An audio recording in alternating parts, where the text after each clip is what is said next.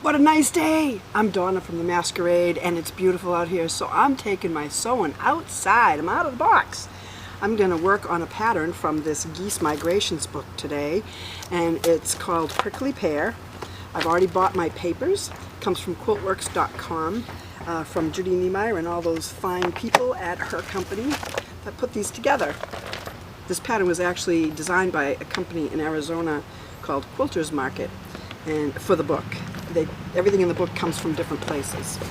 To get started, you're going to want some paper clips, good sized, and some binder clips, some flat-headed pins, a nice new blade on your rotary cutter, and have your ruler handy. So I've taken my papers and I've taken my fabric and I've sorted it. They tell me I need 4 bags, so I've sorted it into bag 1, 2, 3, and 4. And let's get started. I'm going to show you how to work on these papers first, because you have to cut the patterns apart. It's all paper piecing.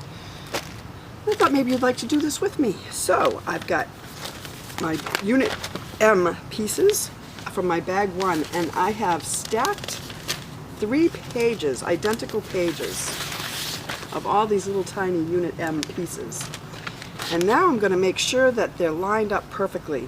And I'm going to look at the corner of the page, and I'm going to find a spot on one of these patterns. I'm going to put my little flathead pin into the corner.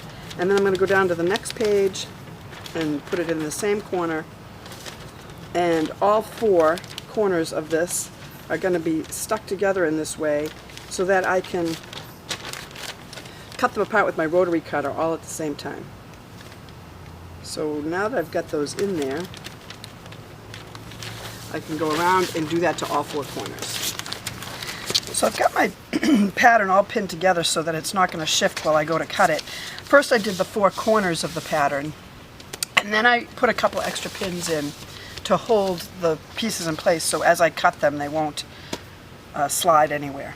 And I use the flat head pins so that I can easily lay my ruler on top. So first of all, when you're cutting around each of these pieces, you only want to leave like 1/8 of an inch around the units. So I'm going to cut it apart in rows, and then I'm going to cut around each of these pieces. Sometimes prepping a pattern from Quiltworx is very time consuming, but it's well worth the results in the end.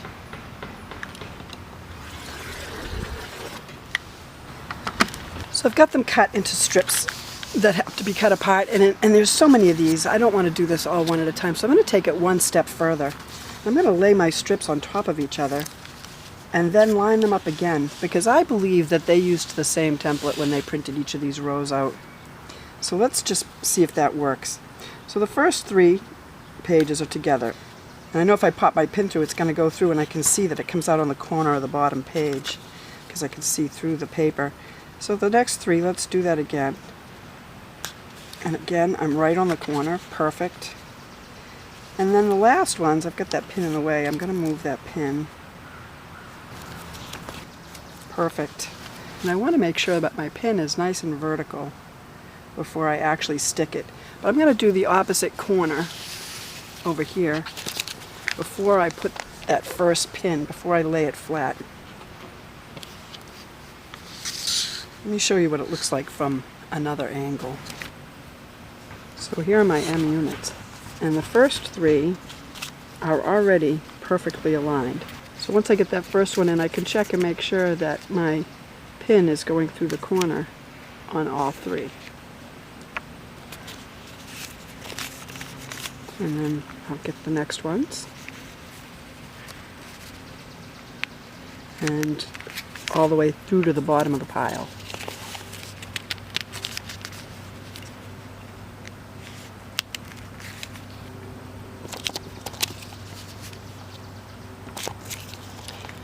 I'm going to try these 3 all at the same time.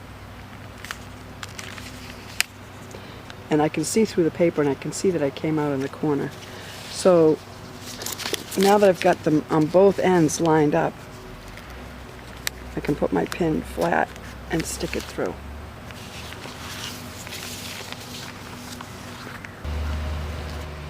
So you can see that my papers are all cut a little bit uneven. But these are going to be perfectly aligned, and I can check one more way by going to the middle of my paper and finding a corner and going straight down and through it. And let's see. Yep, right on the corner.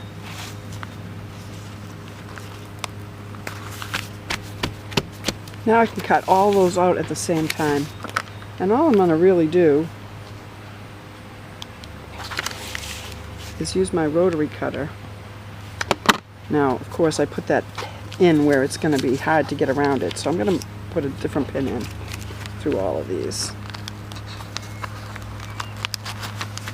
There we go. I can remove that one. After I stacked them, I went and I put a pin in the middle of each one to keep the units secure while I'm trimming around them. And it seems to be working great. And I'm not cutting right on the black line because you got to leave some wiggle room.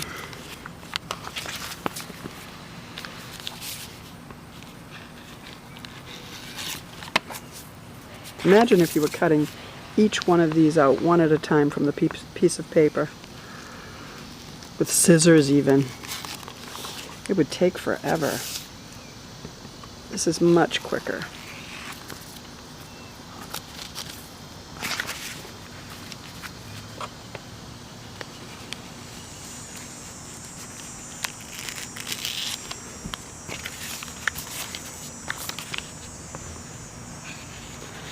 I can still place a ruler on top of these pins if I want to, but I'm pretty happy just cutting freeform.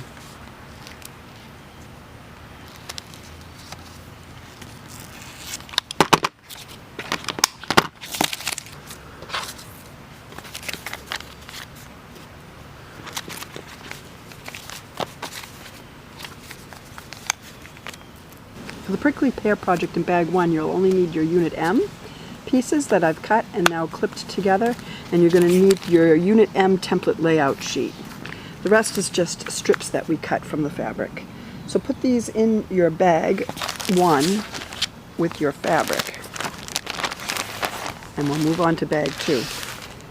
The other pieces that were on those template pages, the template 1, template 2, and the cutout template for Unit M block, will not be used for this particular pattern.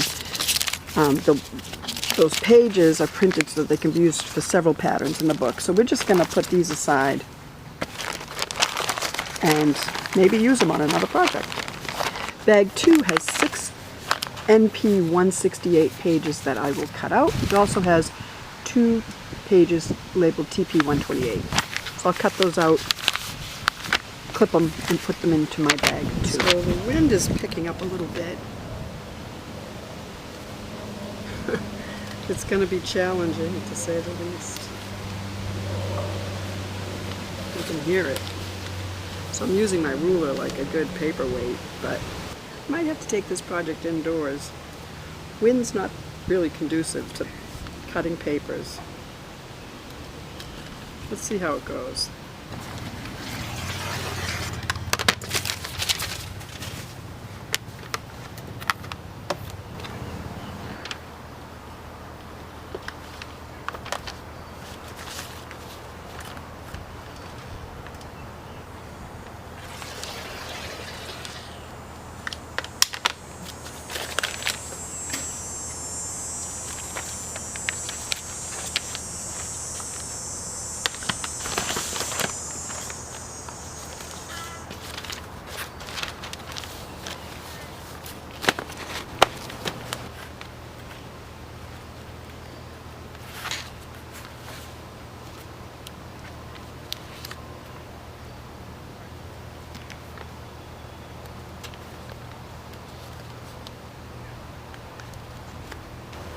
Make sure that the pins are standing upright when you go to pin them all. You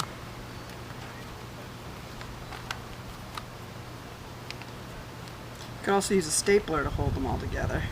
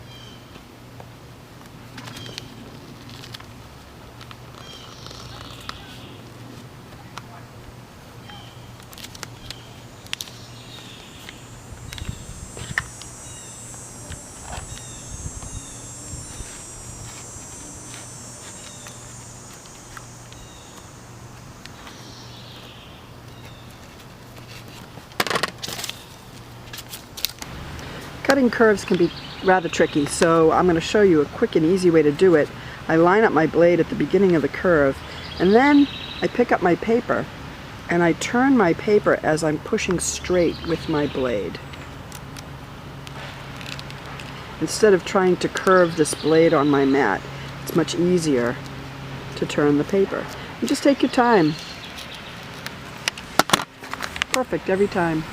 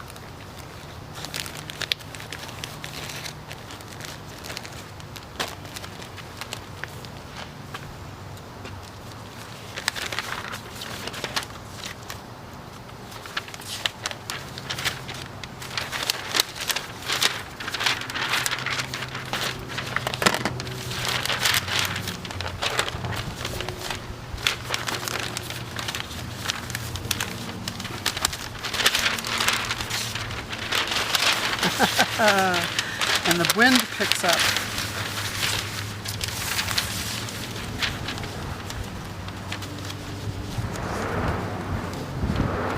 I can see right through the paper. I can tell that I'm lining up.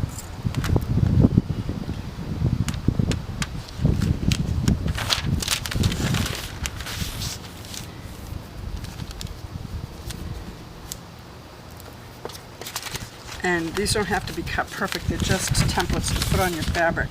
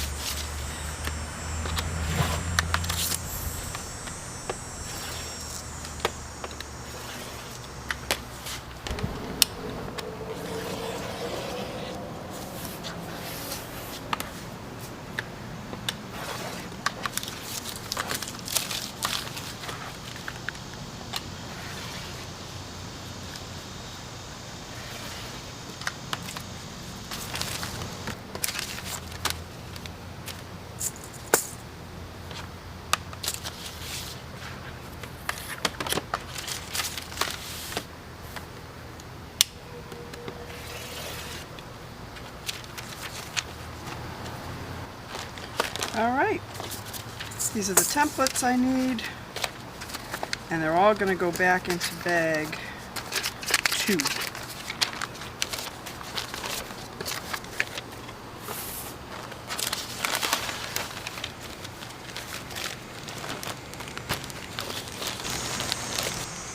Bag 3.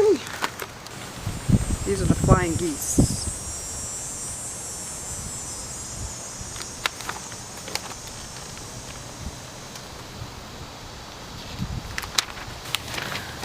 We have 4 pages of 263.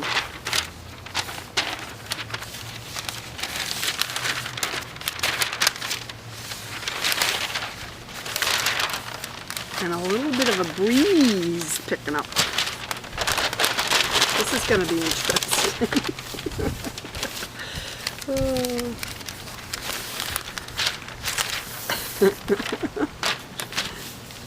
I think sewing the fabric is going to be so much easier.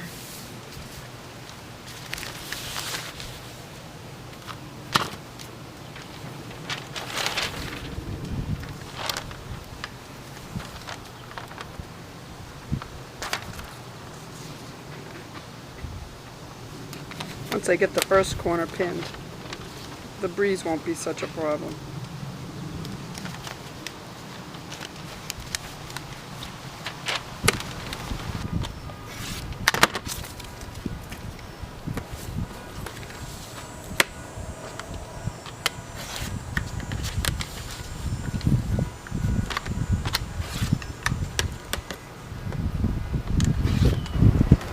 So I finished cutting all the little DZ units.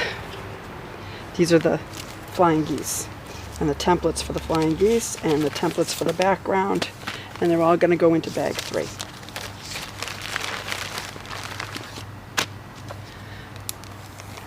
Bag 4 has no papers, so we can start cutting fabric.